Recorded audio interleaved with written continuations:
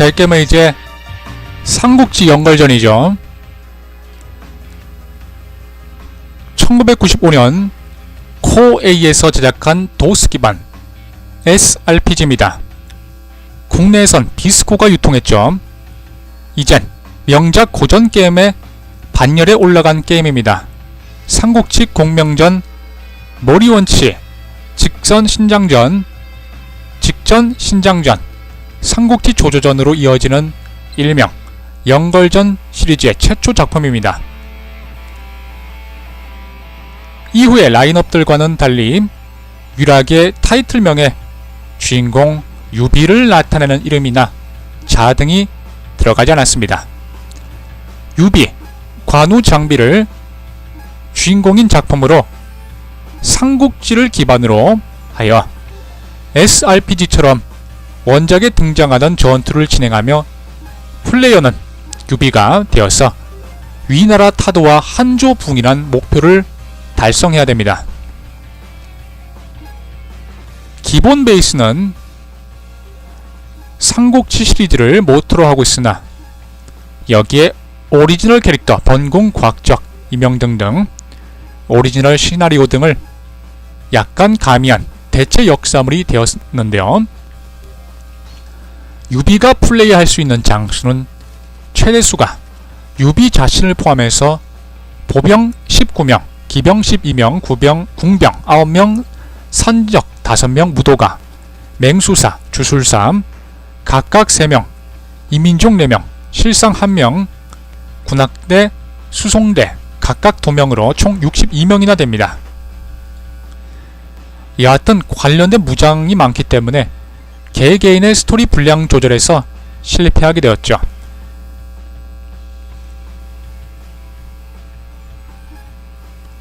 이 게임의 진행 방식은 평상 진행과 전투 맵으로 나뉩니다. 평상시에는 각 성과 마을을 돌아다니며 정보를 얻고 아이템을 구매해서 전력을 정비하고 회의장 등에서 아군 장수한테 말을 걸면 전투 맵으로 들어가는 방식입니다. 스토리 진행, 전투의 반복인 조조전과 달리 전투가 아닌 평상시 상황에서의 진행 부분에서도 중점을 두어서 플레이어가 직접 성내나 외곽으로 나가서 다른 도시를 방문하는 일이 많기도 합니다. 전투 진행은 플레이어 턴과 적 턴이 번갈아가며 진행하는 전형적 SRPG 방식입니다. 특이한 점은 시스템상으로 상대 공격에 대한 반격이 없습니다. 일부 특수 병종만이 고유 능력으로 반격을 지녔죠. 반격의 경우 공격력은 빈약하기에 전술적으로는 큰 의미가 없습니다. 이러한 경우 아군의 턴에 최대한 많은 적수를 줄이는 게 중요한 게임이 되었습니다. 시리즈 중에 전투 루트는 다양하지만 전술적 변수는 가장 적은 작품으로 일반 공격은 그냥 때리면 무조건 맞고 그걸로 끝이죠. 일기토 전투는 PC판에서는 간단한 애니메이션으로 이루어집니다. 고유 모델이 있는 건 관우, 장비, 여포뿐이고 나머지는 녹색 갑옷의 무사와 푸른 갑옷의 무사가 나옵니다. 잘 보면 녹색 갑옷은 언제나 이기고 푸른 갑옷은 지죠. 앞서 말했듯 고르는 선택지에 따라서 이벤트, 합류, 영웅, 엔딩이 바뀌기도 합니다. 게임성 면에서 꽤 높은 평가를 받는 수작입니다. 인기 고전 게임에 대해서 얘기할 때 빠짐없이 거론됩니다. 대항해 시대2와 함께 코에이의 화려한 1990년대 도스 명작 게임 라인업을 상징하는 게임이고요. 그래서인지 연걸전 시리즈의 마지막 작품인 삼국지 조조전의 시스템을 활용한 연걸전 리메이크 버전들이 다른 버전들보다 많이 나오고 그만큼 인기가 있는데요. 사실 절대적인 완성도는 그리 높지 않습니다. 공격력이 지나치게 높게 설정되어 있고 회피가 없고 반격은 특정 부대만 허락된 시스템상 탱커가 활약하기 힘들고 공격력이 높은 부대가 지나치게 유리하기도 합니다. 또한 병과 관련해 밸런스가 엉망이라 능력치가 좋은 무장이 기병에 지나치게 몰려있으며 보병계는 기본적으로 탱커의 역할에 하라고 있는 병과이지만 반상성인 기병대의 공격력이 워낙 높기 때문에 아무런 생각 없이 탱크로 쓰다가 순식간에 퇴각하기 십상이죠. 아무튼 잘 플레이하면 충분히 이해하면 해결 가능합니다. 게임 내에서 쌀, 보리, 폭탄 등의 아이템을 이용해서 위기를 헤쳐나갈 수 있고, 아무튼 진짜 문제는 사전 정보가 없는 상태에서 심각하게 널뛰기 하는 난이도이긴 합니다. 극초반의 선택지 하나 때문에 번궁을 얻지 못한다면 초중반 난이도가 꽤나 높아지죠. 중간 세이브의 부재가 정말 짜증나게 하기도 합니다.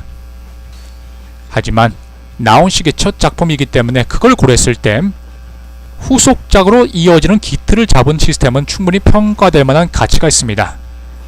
유저가 삼국지 원작 그대로 등장한 다양한 전투를 간접 체험을 해볼 수 있다는 점이 좋죠. 삼국지의 무장들을 직접 굴려가며 성장시켜 줄 수 있다는 점도 좋고요. 이 게임의 난이도에 대해서 어렵다는 평가가 공통인데요. 얼마나 어려운지에 대해서는 논란이 있습니다. 한국에선 SRPG 중에서 손꼽힐 정도로 높은 난이도를 자랑합니다. 원작에서 유비가 패퇴하는 전투가 많은지라 초중반의 전투는 해당 지역에서 이탈하는 것이 목적인 경우가 대부분이죠.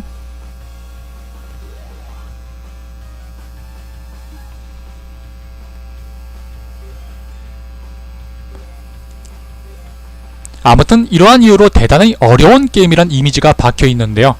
시간이 지나자 책략을 통해서 레벨 노가다를 통해서 적극적으로 이용하여 스토리상 사망하는 장수들을 쓰지 않으면서도 치트를 쓰지 않고 레벨 99를 만들 정도로 플레이어가 등장하기 시작하면서 노가다 대표 게임으로 꼽히기도 했죠.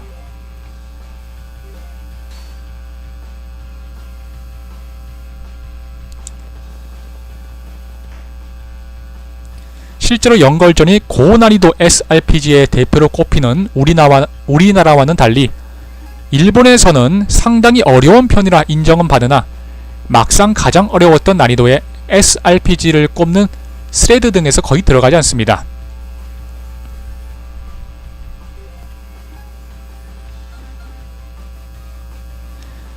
워낙 인기가 높고 극한의 플레이를 즐기는 분들이 많아서 이 게임을 또 많이 하시고요.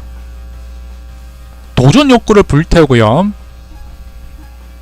아무튼 치트가 있죠. 유비 초상화를 비전투 상태에서 오른쪽 위 유비 초상화를 여러 번 클릭하면 창이 뜨죠. 금단의 비밀 명령어 모드 33C7 실행한 결과에 대해서 일절 책임지지 않습니다. 또 이것에 대한 문의도 사용하겠습니다. 명령어 입력 허가 상태로 하겠습니까? 라고 뜨면서 근데 이게 결과를 책임지지 않겠다. 문의를 사용하겠다. 협박조의 창이 뜨기 때문에 실행했다가 게임에 오류가 나거나 하는 거 아닌가. 당시 초중딩들이 많이 놀랬죠. 근데 그런 거 없고 치트 모드가 활성화됩니다. 예스 누르면 예스를 누르고 왼쪽 위 구석에 있는 보석을 클릭해서 하면 돈 많이 주어진과 동시에 유비 레벨이 99가 되죠. 또한 유비의 능력치는 게임 진행하고 있는 동안 전부 100으로 변합니다. 게임을 종료시켰다가 다시 시작하면 원 능력치로 회복되죠. 또 구체적으로 클릭하는 부분에 따라 효과의 차이가 있습니다.